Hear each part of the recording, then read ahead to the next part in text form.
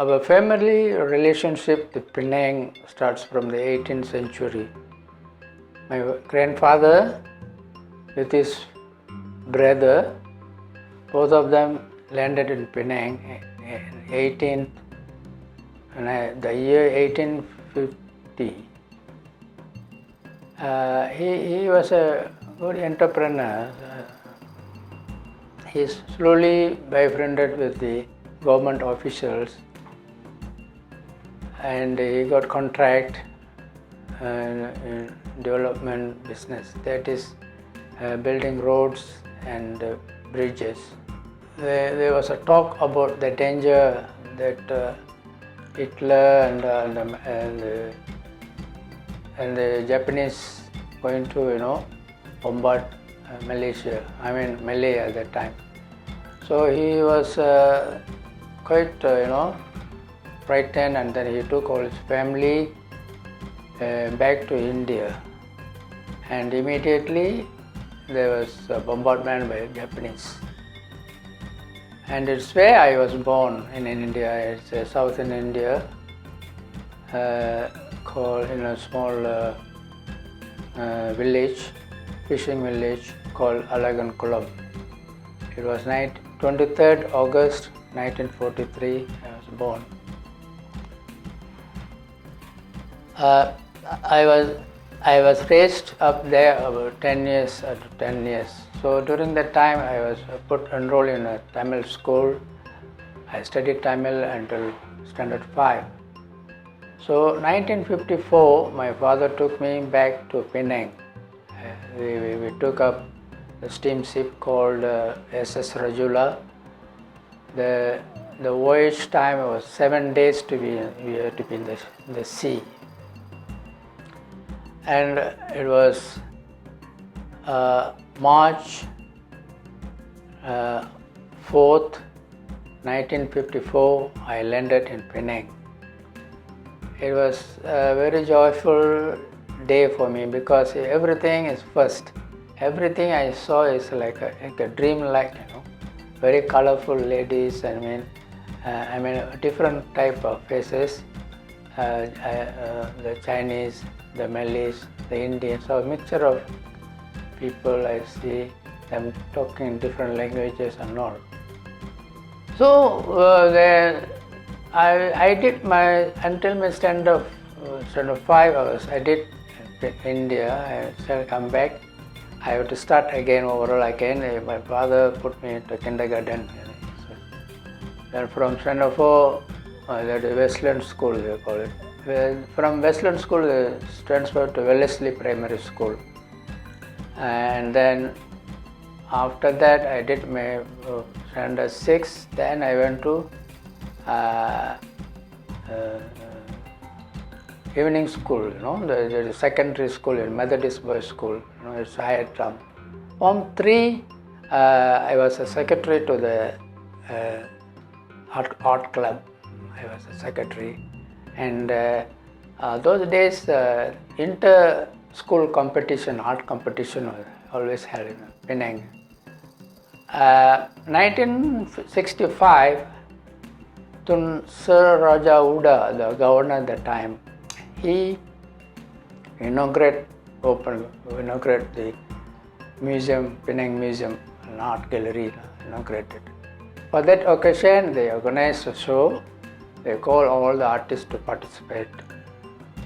And that, I remember I submitted one painting. It was exhibited. It was in the catalogue also. That was in 1965.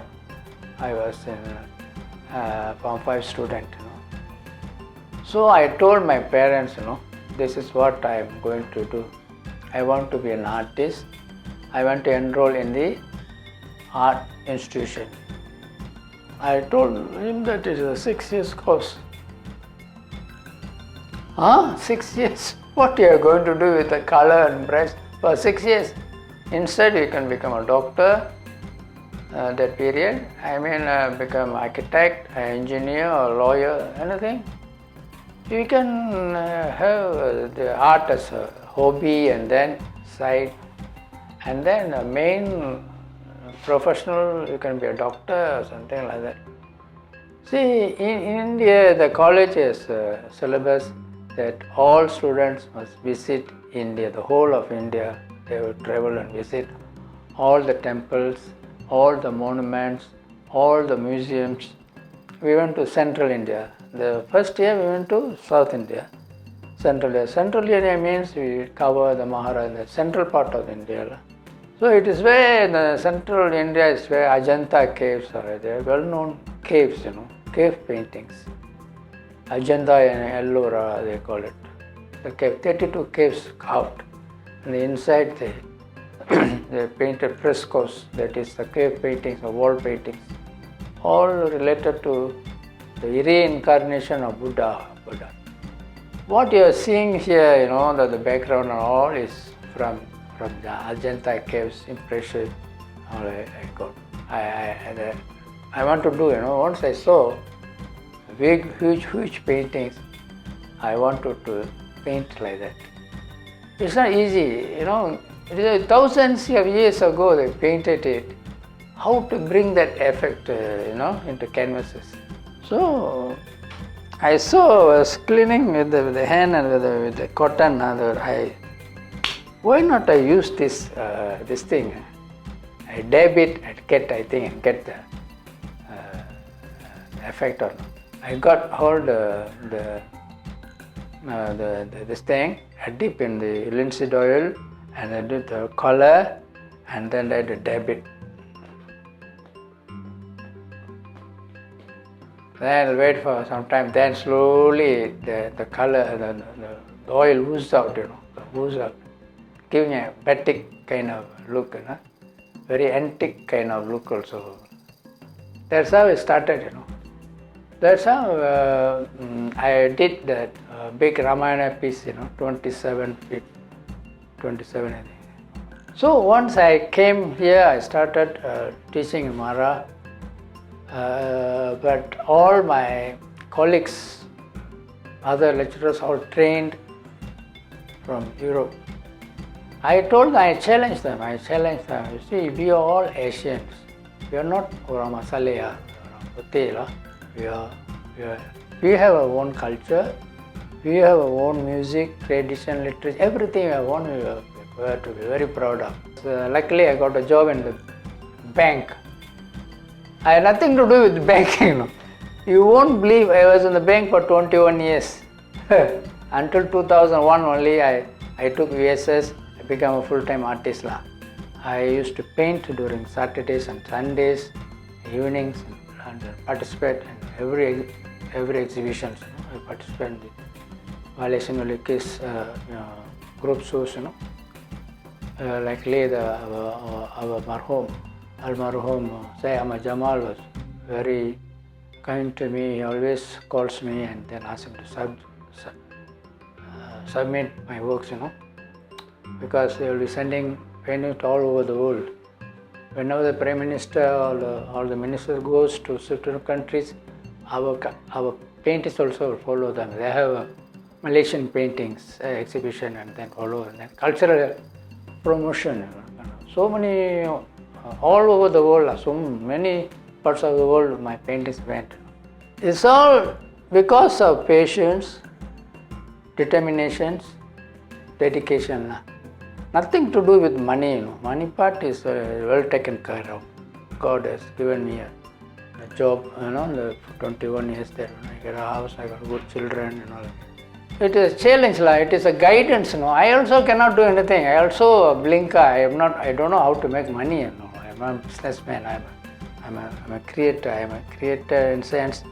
Only God can create and give life. But we only duplicate Him. We glorify His creations. That's all. whatever He created, we be glorified through our, the creation, our creativity. We created God. So it is in that case, God is very kind to me all this while. People think art is something you can, do. They play with the winds, when the lalang, wind goes this side, all the lalang goes this side. When the other side, it is not that. You must have your own character, when today you graduate, tomorrow how to become Picasso? You all want to become as tomorrow, immediately you want to Picasso. Picasso also took so many years to become that level, not easy. He was first also a kind of a very academic style, very realism painter, realistic painter. He found that realism, you cannot compete with the Leonardo, Michelangelo, all you cannot compete, Understand? That's why he wanted to do something different. That's why he distorted all the figures, he put a nose here, put another. So one group of people, they begin to appreciate, and slowly, and they'll come up. This is all gimmick, it's a gimmick. When you start about the inspirations and all, I can always think about the Merdeka, I was 14 years old boy, 1957, August 31st, I was in Penang. Merdeka time, all over country have been celebrating bantings and all, and arches, and the music. Those days, Esplanade Penang, they have a group of, every week they have a group of musicians, they can play drums and all go. It's a government organized this thing. But during the Merdeka time, it is a lot of color time, and so many, all over the Penang Road and all decorated with colorful lights and all slogans, Merdeka, Merdeka, and then, the famous slogan Merdeka by Tunku and all. So all, because those days no TV, only the radio, so it was there, and then they raised the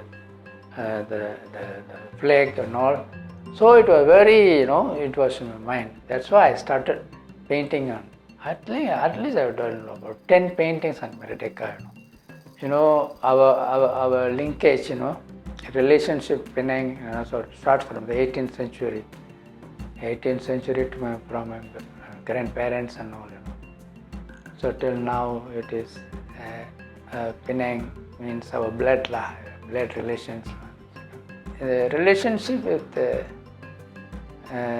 Penang Museum is, I do not know, it's a tied up, it's a kind of cycle. So when I was a Form 5 student, as I told you, I participated in the first opening of the Penang Museum State Art Gallery. The second, this is after I came back from my studies, graduating in Madras School of Fine Arts. I organized, I had an opportunity to have a one-man show in Penang, the same Penang State Art Museum, Art Gallery. After 50 years, I'm very happy to know that Penang Museum organized retrospective for me, and because of this, so many preparations going on.